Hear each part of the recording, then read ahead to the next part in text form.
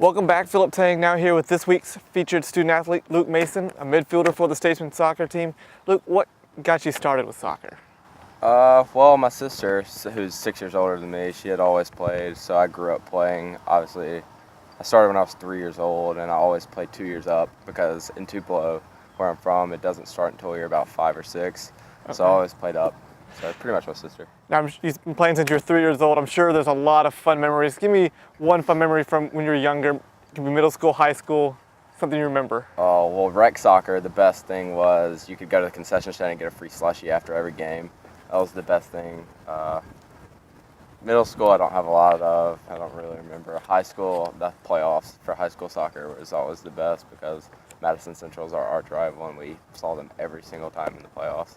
So what was the atmosphere like when you were playing Madison Central?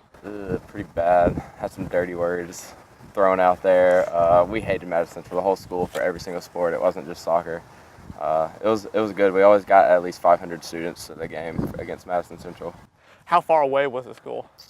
Like 3 hours, 2.5, 3 hours. So still a pretty big rival, yeah, even despite the distance. Yep. If you didn't play soccer, what sport would you be playing? Even in high school? My favorite sport is basketball, other than soccer, but I was better at baseball than any other thing, so I probably would have kept playing baseball just because I was better at it. Now, what led to the decision to come to Delta State to play? Well, cost of school. It was by far the cheapest school on my list, my top 5 list, I guess you could say. And it was close enough to my parents where my mom could be able to come watch me play for every single game, which she does, home and away. Now, what is your major here, and what's your your goal going through school? Well, I'm double majoring in marketing and business management, and my goal is I want to do master's school and I want to get my MBA. So I want to get good enough grades so I can get a GA spot somewhere.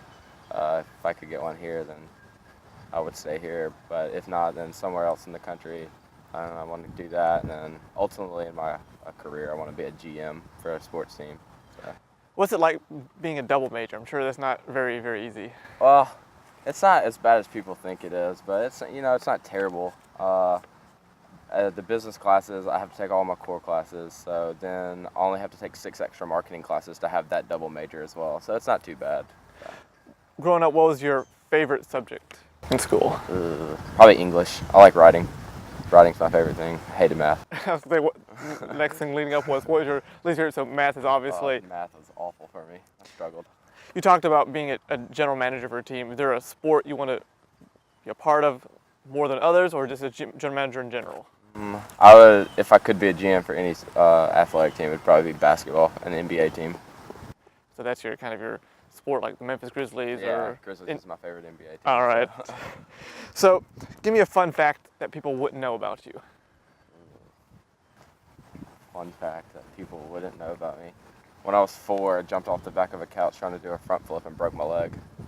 How did you just landed awkwardly? No, I stuck the landing. That was the thing. It was just my bones weren't grown enough, and I just cracked it. You've mentioned you were from Tupelo. Elvis Presley was born in Tupelo. Is that a big deal in that city, or is it just people from outside coming in that make it more of a big deal? To be honest. Well, people from Tupelo don't really make a big deal out of it because we've grown up with it, but Elvis is kind of a big deal around the world. So people from all over kind of make a big deal out of it. To come to his first birthplace, his first guitar is there, so the museum's there. If you were to take your teammates and look at them, who's the funniest guy on the team? Funniest guy on the team? I'm going to have to say Jackson Lambert. He never ceases to amaze me with some of the stuff that comes out of his mouth. So and he always is good for at least 2 good laughs a day. Do all the players on the team get along pretty well? Yeah, actually this has been one of the teams that I've been a part of that has the most team camaraderie, and everybody gets along with each other. I mean, there's little cliques and everything, but everybody, when it comes to playing and being a team, everybody's with each other. When you're out in the field, what has this year been your role and assignment? Junior year, just trying to be more of a leader. We have a lot of freshmen this year because we lost a lot of people last year.